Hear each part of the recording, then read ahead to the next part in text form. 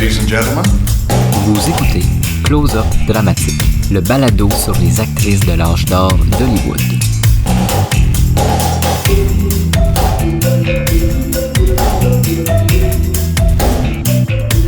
Le 29 novembre 1923, à l'extrême nord du parc Brackenridge, à San Antonio, la jeune starlette du cinéma, Martha Mansfield, est transportée d'urgence à l'hôpital. Alors qu'elle terminait sa journée de tournage, son costume d'époque prend soudainement feu. Elle décède quelques heures plus tard à seulement 24 ans.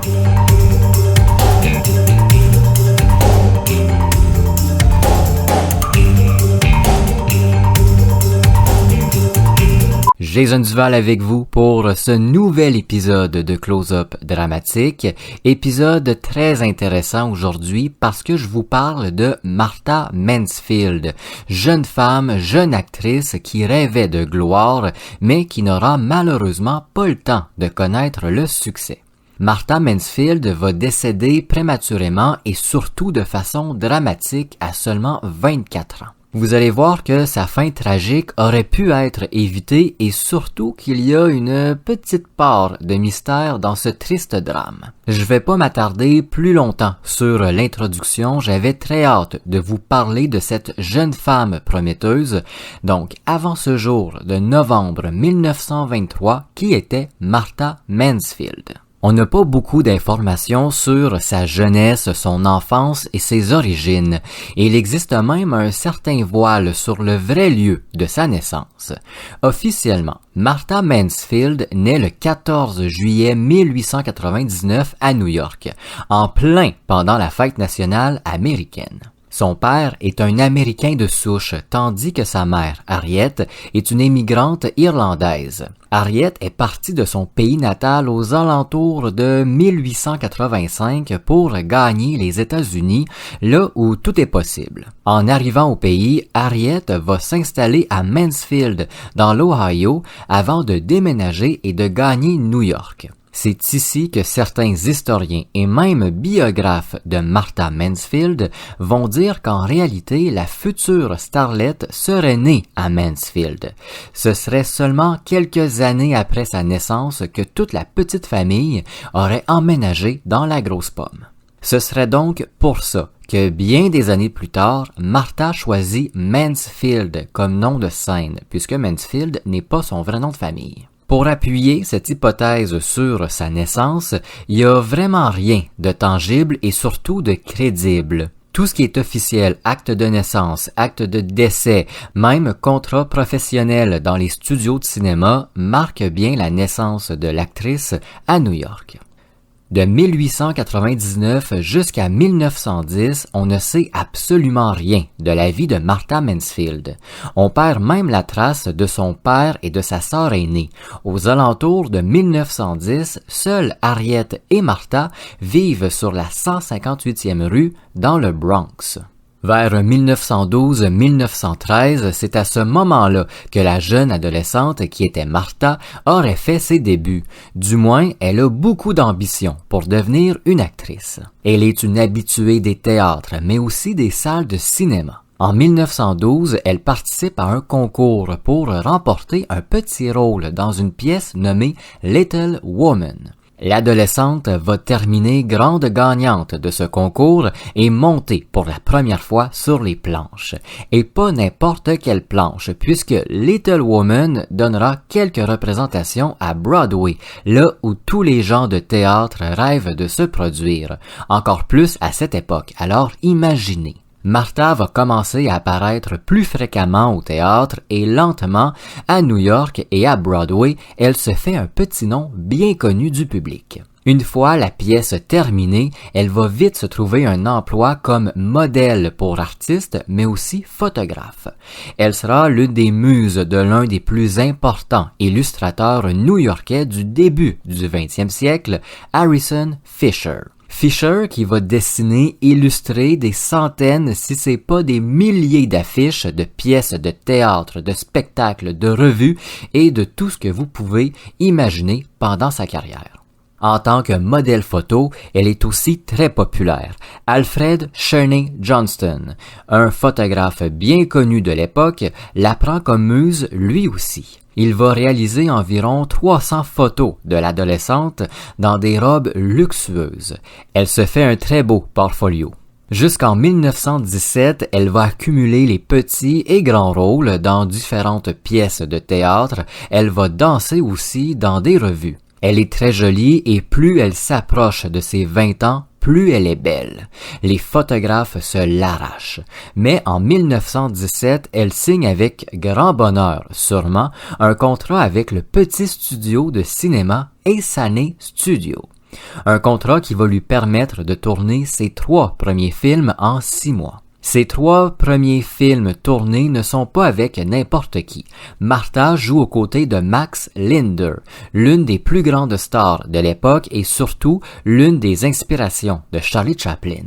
L'année suivante, elle a gagné suffisamment en notoriété pour être l'une des Ziegfeld Girls dans d'importantes revues. En 1919, à 20 ans, Martha Mansfield annonce qu'elle quitte le théâtre pour se consacrer pleinement au cinéma. Elle signe un contrat avec la Famous Player Lasky, qui deviendra plus tard le célèbre studio de la Paramount. Vers 1920, elle quitte son New York natal et tant aimé pour aller vivre à Hollywood, là où le cinéma, le grand cinéma se passe, là où les immenses stars comme Gloria Svensson, Lillian Gish ou encore Mabel Normand travaillent et vivent. En déménageant à Hollywood, la jeune femme se fait très rapidement engager pour jouer avec John Barrymore dans Dr. Jekyll et Mr. Hyde. C'est le film qui va la révéler aux cinéphiles. Étrangement, le cinéma ne va pas lui sourire plus que ça. Les producteurs ne sont pas nécessairement très intéressés par elle. Martha apparaît dans de petits rôles sans plus. La starlette passe les années 1921 et 1923 majoritairement sur les planches hollywoodiennes. Elle doit retourner au théâtre si elle veut faire assez d'argent pour continuer à vivre à Hollywood. Pendant la même période, elle va tout de même tourner 4 films qui vont malheureusement pas attirer l'attention ni des critiques ni du public.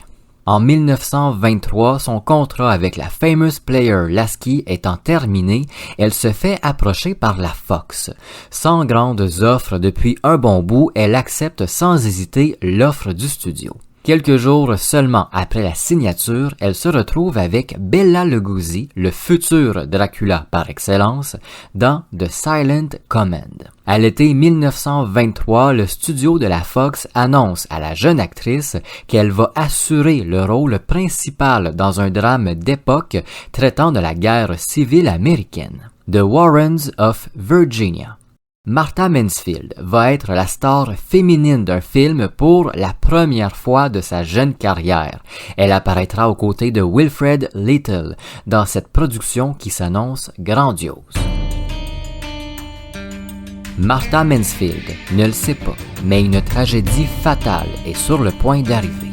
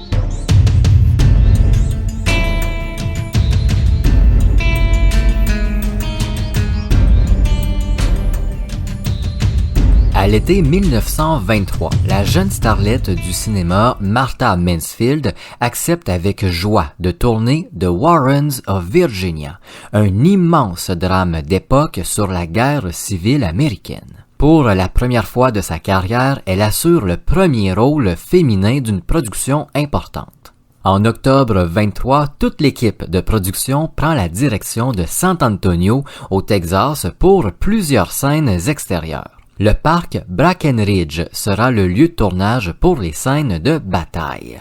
Mais malheureusement, toute la production est largement retardée par le temps. En octobre et novembre 1923, San Antonio connaît l'un des pires temps de son histoire.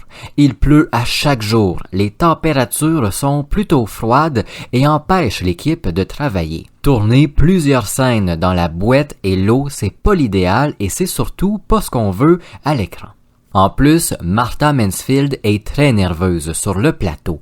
C'est son premier grand rôle, la première fois qu'on la voit autant dans un film. Elle est plus que nerveuse. Même si toute l'équipe et le producteur sont très gentils avec elle, le stress disparaît pas comme ça. L'actrice oublie parfois ses textes, se déplace pas là où il le faut ou semble même perdue devant la caméra. On doit retourner quelques-unes de ces scènes parfois. À la fin du mois de novembre 1923, The Warrens of Virginia accuse déjà un important retard dans sa production. Le 29 novembre, enfin, le soleil s'installe à San Antonio et au-dessus du parc Brackenridge. En fait, il a jamais fait aussi beau depuis que l'équipe s'y est installée. Avec ce temps radieux, tout le monde a convenu qu'une fois le soir tombé, il se rassemblerait autour d'une bonne dinde pour l'Action de grâce. Une dinde énorme qui a déjà été achetée d'ailleurs. L'équipe tout entière se réjouit que cette nouvelle journée se termine pour déguster le repas festif. On prépare Martha pour ses scènes, on l'aide à enfiler sa robe d'époque qui comprend plusieurs couches de tissu, puis en voiture, on l'emmène à l'extrême nord du parc pour tourner. L'actrice fait ses scènes avec succès. Toujours nerveuse, on doit reprendre quelques passages, mais rien de très grave, puisque rien n'est menaçant dans le ciel. Le soleil est sublime, on a tout le temps de reprendre. Une fois toutes ces scènes en boîte, la jeune femme a très chaud. Comme je l'ai dit, sa robe est imposante. Elle porte des couches et des couches de tissu sous ce soleil. Elle gagne alors sa voiture, stationnée pas très loin dans l'espoir de prendre de l'ombre un peu et surtout de se reposer. Alors qu'elle vient de s'asseoir dans sa voiture, on entend Martha hurler à l'aide. Toute l'équipe se dirige vers la voiture et c'est là que tous aperçoivent l'actrice sortir en flammes. Sa robe a pris feu et le feu a déjà pris une mesure disproportionnée. Des techniciens raconteront plus tard que la starlette était une colonne de fumée et de flammes immenses dans laquelle s'échappaient des hurlements horribles. Sans attendre, Wilfred Little se précipite sur sa co-star en retirant son épais manteau de soldat et essaie d'éteindre les flammes au niveau de son buste. L'acteur fait du mieux qu'il peut pour protéger le visage et le cou de la femme. Mais sur le plateau, c'est la panique et le chaos. Certains courent partout à la recherche de tissus pour éteindre les flammes, tandis que d'autres sont incapables du moindre geste tellement la situation est effrayante. Au bout de quelques minutes qui ont dû paraître des heures, on réussit à éteindre la robe de l'actrice, grâce à Little qui a jeté plusieurs manteaux sur elle. On comprend vite par contre que l'actrice est dans un état très grave. On la transporte en urgence dans l'hôpital le plus proche et elle est bien évidemment prise en charge sur le champ. À son arrivée à l'hôpital de San Antonio, elle est encore consciente mais très faible. Elle demande aux infirmiers et aux médecins si son visage et son cou ont été épargnés et si elle est toujours belle. Les infirmiers vont la rassurer, son visage n'est pas brûlé. Chose qui est vraie, c'est pas seulement pour la rassurer. Dans le rapport du médecin, on indique que, miraculeusement, le visage et le cou de Martha ne présentent aucune brûlure. Ça révèle presque du miracle. Par contre, dans ce même rapport, on indique que des pieds jusqu'au buste, elle présente d'importantes brûlures et que ses reins auraient cessé de fonctionner. Malgré cette dernière information très grave, tout le corps hospitalier est confiant. Martha Mansfield va s'en sortir. Malheureusement, ils avaient tort. Le 30 novembre 1923, à seulement 24 ans, Martha Mansfield décède de ses brûlures. Ses reins ont effectivement été trop affectés par l'incendie de son costume et ont cessé de fonctionner. Elle succombe également à un empoisonnement du sang. Le lendemain, sous le choc, la production du film prend la décision de le sortir tout de même. The Warrens of Virginia, puisque la majorité des scènes de l'actrice ont été tournées. Le film va connaître un grand succès, essentiellement grâce à la couverture médiatique de la tragédie. Mais qu'est-ce qui a bien pu causer ce drame effroyable? La réponse va vous décevoir parce que malheureusement, on ne le sait pas, même 101 ans après. En fait, il y a deux hypothèses populaires et une théorie du complot sur laquelle j'ai malheureusement pas trouvé assez d'informations pour vous en parler. Mais soyez sans crainte et soyez sûrs et certains que si jamais je trouve assez d'informations sur cette théorie du complot qui semble, ma foi, très intéressante, je vais faire un épisode là-dessus ou peut-être un épisode bonus, je ne sais pas encore. Mais aujourd'hui, je vais me concentrer sur ces deux petites hypothèses populaires. La première, Martha Mansfield se serait allumé une cigarette une fois montée à bord de la voiture. L'allumette avec laquelle elle aurait allumé sa cigarette aurait causé l'incendie. Par contre, Harriet, sa mère, a expliqué que jamais sa fille ne fumait pendant un tournage. La seconde, selon plusieurs témoins, un technicien aurait été vu en train d'allumer une cigarette puis avoir jeté l'allumette dans la voiture de la star. Malheureusement, si cette hypothèse est vraie, aucun homme n'a été identifié, ni accusé, ni ne s'est rendu comme coupable.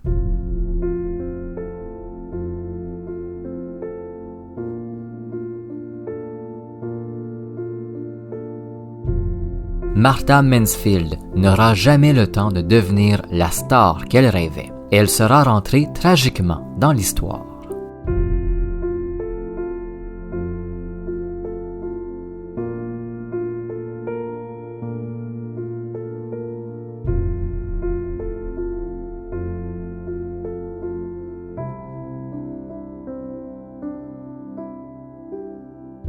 Merci d'avoir écouté Close-Up Dramatique. Si vous le voulez, vous pouvez laisser une note à cet épisode ou même au balado, peu importe la plateforme d'écoute.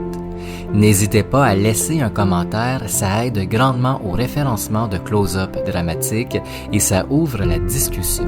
On se retrouve très bientôt pour un nouvel épisode.